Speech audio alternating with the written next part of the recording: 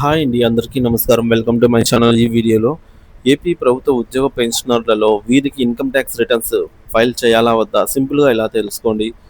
So మరి పూర్తి వివరాలు వీడియోలో తెలుసుకుందాం. వీడియోని ఎక్కడే కానీ స్కిప్ చేయకుండా ఎండ్ వరకు చూస్తున్నప్పుడు ఇన్ఫర్మేషన్ పూర్తిగా అర్థమవుతుంది. వీడియో చూస్తున్న ప్రతి ఒక్కరు వీడియోకి లైక్ చేయండి ఫ్రెండ్స్. ఈ వీడియోని తోటి ఉద్యోగ పెన్షన్ మిత్రులతో అయితే షేర్ చేయండి.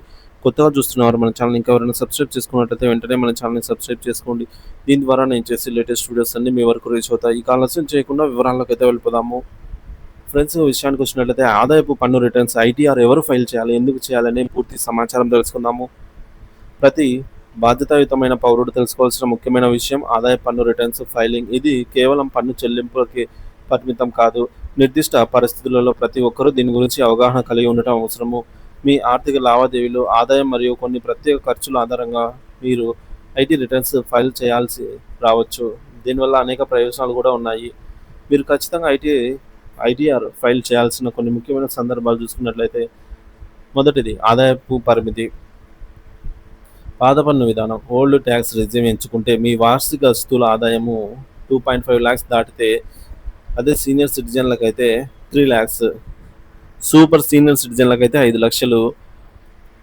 అదే కొత్త పన్ను విధానంలో అయితే మీ వార్షిక ఆదాయం 3 లక్షలు దాటితే వయసుతో సంబంధం లేకుండా రిటర్న్స్ ఫైల్ చేయాల్సిందే. మరి బ్యాంకు ఫిక్స్డ్ డిపాజిట్లు విషయానికి వచ్చినట్లయితే, ఒక ఆర్థిక సంవత్సరంలో మీ సేవింగ్స్ బ్యాంక్ ఖాతాలో జమ అయిన మొత్తం 50 లక్షలు లేదా అంతకంటే ఎక్కువ ఉంటే, మీ కరెంట్ బ్యాంక్ ఖాతాలో జమ అయిన మొత్తం 1 కోటి లేదా అంతకంటే ఎక్కువగా ఉంటే రిటర్న్స్ ఫైల్ చేయాలి. టీడీఎస్ ఆర్ టీసీఎస్ మూలం వద్ద ఉన్న పన్ను కోత సేకరణ.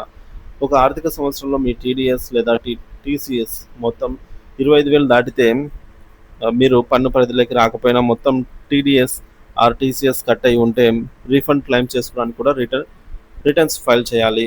అధిక విలువ గల ఖర్చులు.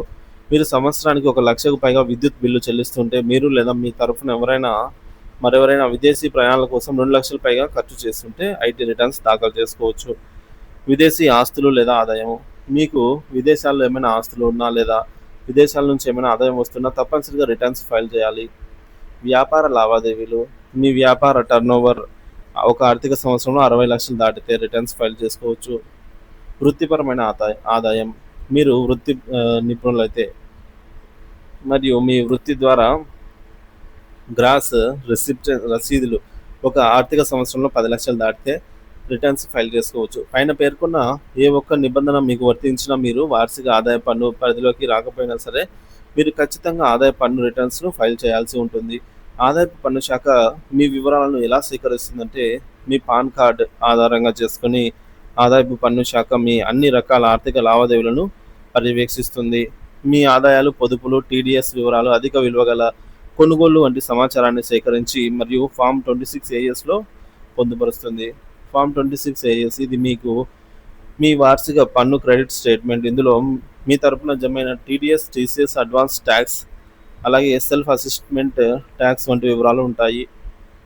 ఏఐఎస్ ఇది ఫామ్ 26AS కంటే విస్తృతమైనది. ఇందులో వడ్డీ ఆదాయం, డివిడెండ్ ఆదాయము, షేర్ల విక్రయాలు, మ్యూచువల్ ఫండ్ లావాదేవీలు, విదేశీ చెల్లింపులు వంటి అనేక ఇతర ఆర్థిక లావాదేవీల సమాచారం ఉంటుంది.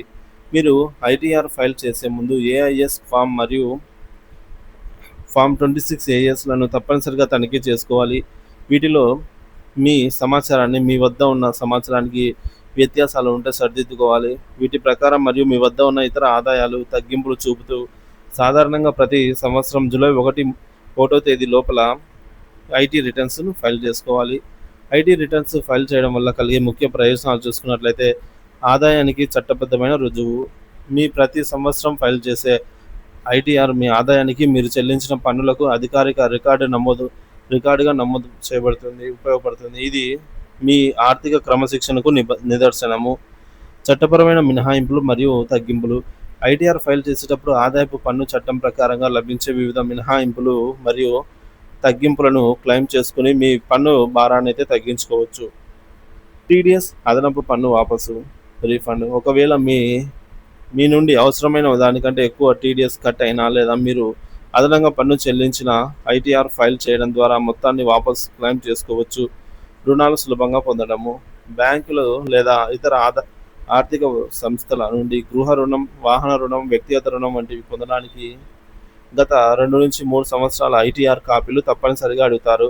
ఇది మీ ఆర్థిక స్థిరత్వానికి తిరిగి చెల్లించగల సామర్థ్యానికి రుజువుగా.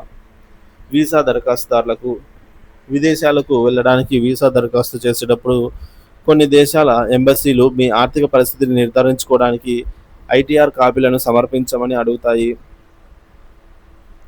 ఆరోది నష్టాలను క్యారీ ఫార్వర్డ్ చేయడము. వ్యాపారంలో లేదా క్యాపిటల్ గెయిన్లో నష్టాలు వస్తే వాటిని భవిష్యత్తు సంవత్సరాల లాభాలతో సర్దుబాటు చేసుకోవడానికి ఐటీఆర్ ఫైల్ చేయడం తప్పనిసరి. అధిక విలువ గల ఇన్సూరెన్స్ పాలసీలు కొన్నిసార్లు పెద్ద మొత్తంలో జీవిత బీమా లేదా ఆరోగ్య బీమా పాలసీలు తీసుకోవడానికి ఐటీఆర్ అనవసరం కావచ్చు. జరిమానాలు మరియు చట్టపరమైన సమస్యల నుంచి రక్షణ. సకాలంలో ఐటీఆర్ ఫైల్ చేయడం ద్వారా ఆలస్య రుసుములు, జరిమానాలు మరియు ఆదాయపు పన్ను శాఖ నుండి నోటీసులు వంటివి చట్టపరమైన సమస్యల నుండి మిమ్మల్ని మీరు కాపాడుకోవచ్చు. కొన్ని ప్రభుత్వ పథకాల అర్హతలకు కొన్నిసార్లు ప్రభుత్వ పథకాలు లేదా సబ్సిడీలు పొందడానికి ఐటీఆర్ కాగితాలు అడగవచ్చు. కాబట్టి ఈ సందర్భంలో కూడా ఐటీఆర్ ఫైల్ అయితే చేయవలసి ఉంటుంది. గమనిక 3 సంవత్సరాల క్రమం తప్పకుండా ఐటీ రిటర్న్స్ ఫైల్ చేస్తే యాక్సిడెంటల్ ఇన్సూరెన్స్ పొందుటకు అర్హత కలిగి ఉంటారు అనేది నిర్దిష్ట ప్రభుత్వ పథకంపై ఆధారపడి ఉంటుంది. ఇది అందరికీ వర్తించే సాధారణ నియమం కాకపోవచ్చు. అయితే క్రమం తప్పకుండా ఐటీఆర్ ఫైల్ చేయడం వల్ల ఆర్థిక క్రమశిక్షణకు నిదర్శనంగా కొన్ని ఆర్థిక ఉత్పత్తులకు అర్హత సులభతరంగా కావచ్చు. కావున అంతో ఇంతో ఆదాయం ఉన్న ప్రతి ఒక్కరూ పైన చెప్పిన నిబంధనలు వర్తించకపోయినా ఐటీఆర్ ఫైల్ చేయడం అనేది ఒక మంచి ఆర్థిక అలవాటు మరియు బాధ్యత. దీనివల్ల అనేక ప్రయోజనాలు ఉన్నాయి. కాబట్టి ప్రతి ఒక్కరు కూడా నిర్దేశిత గడువులోగా తమ ఆదాయపు పన్ను రిటర్న్స్ను ఫైల్ చేయడం చాలా మంచిది. మరియు అవసరమైన అయితే పన్ను నిపుణుల సలహాలు కూడా తీసుకోండి.